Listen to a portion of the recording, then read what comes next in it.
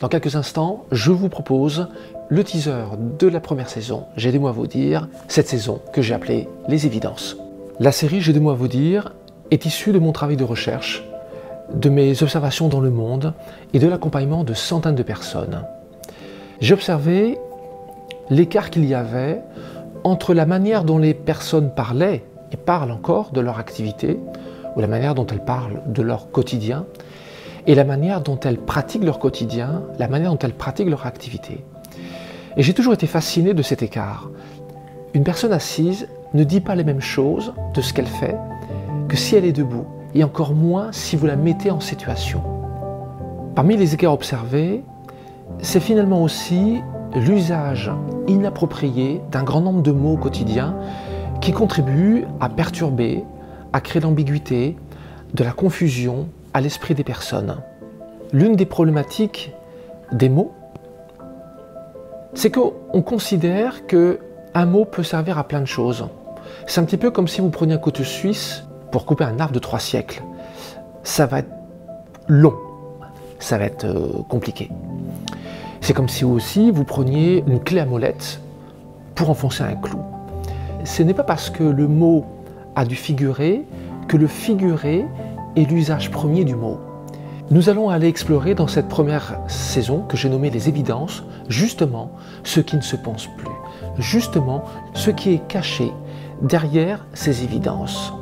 Derrière, aujourd'hui, ce qui semble être certain. Nous pensons depuis quelques décennies que les mots sont comme ils sont et qu'il n'y a pas lieu de les repenser. C'est le cas du mot intelligence, du mot surdoué, du mot objectif, du mot analyse, du mot échoué, du mot échec, etc.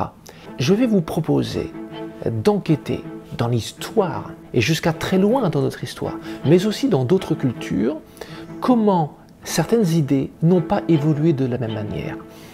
Je vais vous proposer, comme ce film de 1957, 12 hommes en colère, le jury 8, joué par Henri Fonda, justement de ne pas accepter l'évidence sous prétexte que tout semble cohérent. Bon, 11 ont voté coupable. Qui vote non coupable? Un seul, merci. 11 coupables contre un non coupable. Eh bien, nous savons à quoi nous en tenir. Bon sang, c'est toujours comme ça. Il ne faudra pas oublier, chers amis, que les cohérences sont faites pour prouver les argumentations, mais ce qui est cohérent n'est pas forcément la réalité. J'ai deux mots à vous dire, vous propose d'aller explorer derrière les évidences, les cohérences et la vérité des mots, ce que l'on ne pense plus.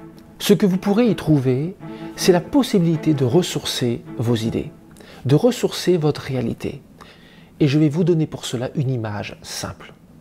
Dans les années 70, lorsque nous regardions la télé, nous regardions un écran qui projetait les images en 480 pixels.